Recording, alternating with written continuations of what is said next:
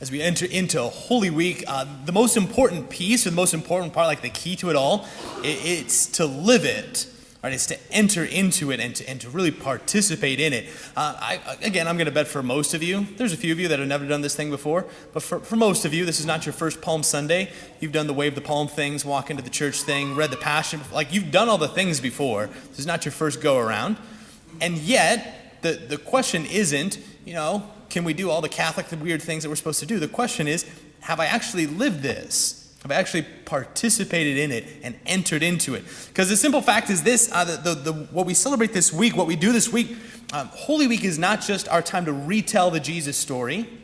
Holy Week is not the time where we need to, the answer to a question, like how does Jesus save us? Oh yeah, now I remember, thanks. No, Holy Week, the reason that we celebrate this is because Holy Week is a mystery that we're meant to enter into. The mystery at the center of Holy Week is what we are meant as Christians, as Catholics, to participate in. Holy Week is very much a condensed version of it, but what we're meant to live each and every single day of our lives is this mystery at the center of Holy Week. We're meant to enter into that. I know it's a dumb image, but as I was short on time, this is what I came up with. Have we ever seen The Karate Kid? Not like that new Cobra Kai thing on Netflix. That's a joke. The old classic back from the 80s. The classic film, The Karate Kid with Daniel. All right, so in the movie The Karate Kid, Daniel is this teenage kid that's getting beat up a lot. And so he decides, I'm going to learn karate so I can defend myself. Long story short, he finds Mr. Miyagi, this karate master, who begrudgingly says, all right, I'll teach you. Okay, but what happens? And what does Mr. Miyagi do with Daniel? When Daniel shows up for his first karate lesson, what does he do? He says, here you go, kid. Go wash the cars. Wash it, wax them. Wax on, wax off. All right, very famous. Next day, Daniel shows up, and Mr. Miyagi's like, I've got this new deck. I need you to sand it. Sand the floor. The next day, he shows up, and he's like, here, I need my fence painted. Paint the fence. The next day after that, he shows up, and he's like, I need my house painted. Paint the house. Daniel, predictably, gets very angry about this. He's like, I showed up to learn karate, man. What the heck am I doing all your chores for? But then Mr. Miyagi showed, with one little shift in perspective, right? Just a simple shift in perspective. Mr. Miyagi shows Daniel, you've been going through all the motions that you need. All these things that I've been having you do, they're showing you the motions of what you need to do in order to know karate. And once he shows him that, all of a sudden Daniel's like, oh my gosh, I know karate. And then you have Mr. Miyagi. That's what we call it that. And you got Mr. Miyagi. It's a dumb image, I know, but it gets at the point, which is all of us have gone through the motions before. Again, for most of us have gone through these motions before. Palm branches, read the Passion. Thursday, we're going to wash some feet. We've done all the motions before. The simple shift that we need to make, though, is, but now can I actually enter into the mystery that I'm celebrating? Not just do the motions because we're weird Catholics. Can I enter into this mystery that we're celebrating, to unite myself to what's truly going on?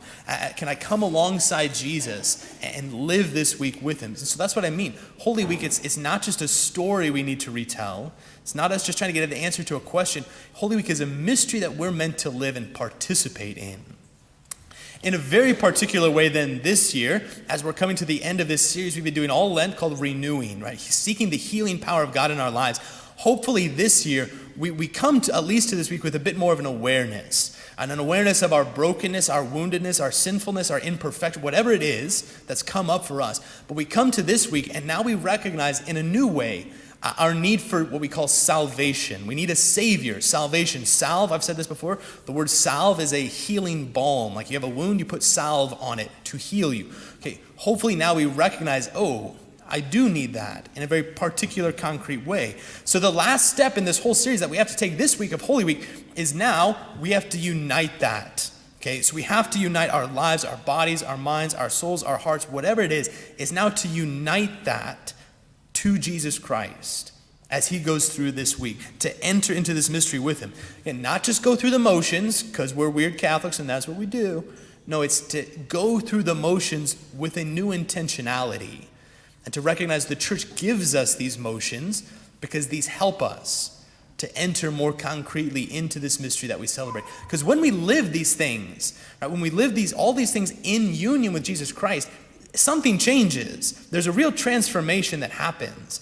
Like a real change happens experientially for us. The image that the church gives us for this is the image of incense. And the church tells us during this week, use a lot more incense. So I will. But we use incense, why?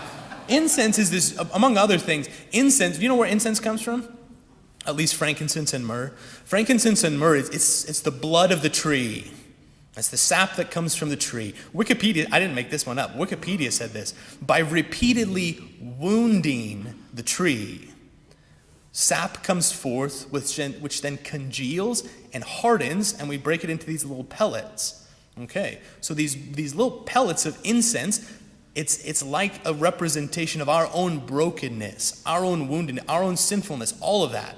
It's just dead nothing. But what happens then? When this dead nothing, all of that, comes in contact with this hot coal, a symbol of the divine love of God, Jesus Christ himself, what happens when that dead nothingness comes in contact and union with this coal? Well, all of a sudden it's transformed. Turns into big billowing smoke. It has a fragrant aroma. In other words, it's then something that's offered in worship to God.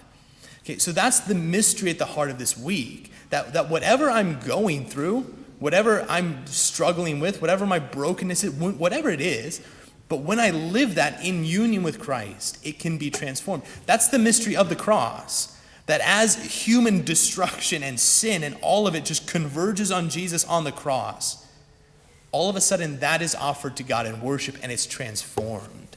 It's changed. The cross, I know it's covered now, but the cross is what we place at front and center of our worship. This is us offering our entire lives to God. And so that's the point. When we live this week in a very intentional way, not just going through the motions, but intentionally entering into those motions, all of a sudden, whatever it is that we carry in with us, it's transformed. So my simple invitation is this for this Holy Week. Take some time. Maybe it's today during Mass. Maybe you have a holy hour. You know, we start adoration today at 3 and it goes all the way to Tuesday morning. Take some time in prayer, or even just at home. You can do this literally anywhere. But take some time to very concretely form your intention for this week. All right, what am I carrying into this Holy Week? Again, for some of us that have done this whole renewing thing these past several weeks, maybe something very concrete has come up for us, some brokenness within us, some woundedness. Okay. For some of us, maybe it's just something that we're suffering with and we've had that for a long time, or maybe it's something very recent that we're now suffering with.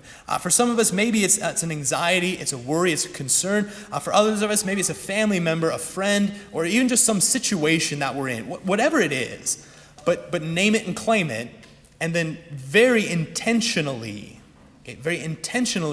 bring that with you into this Holy Week. Right? Hold that up to God. Place that on the coal, so to speak. Offer that to God. Live that in union. That is your share in the cross. This is you entering into the cross with Jesus Christ. Don't just go through the motions, but go through the motions in union with Christ.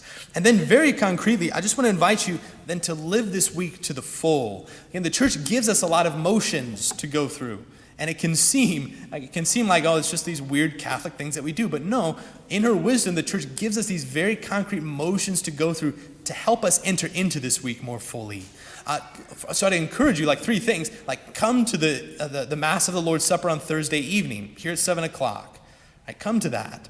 Live that part. Live that with us. After that Mass, there's then time that we have in the parish hall for it's called the Altar of Repose, but it's like spending time in the Garden of Gethsemane with Jesus. Right? Just like we heard in the Gospel, he spends time there in the garden before he enters into his passion and death.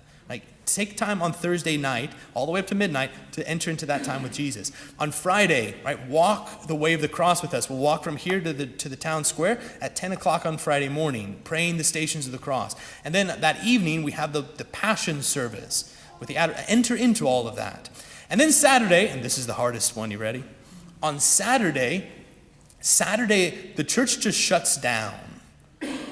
All the way up to the Easter Vigil.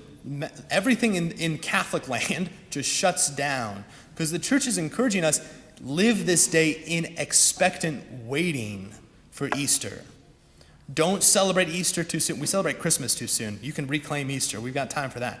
Right? Celebrate Easter once Easter gets here. Spend Saturday, as Jesus is in the tomb, right? Spend Saturday just in expectant waiting. Maybe don't use your screens. Maybe, take one other thing to give up on Saturday just so you can recognize this day's different. Right? We're waiting for Easter to come.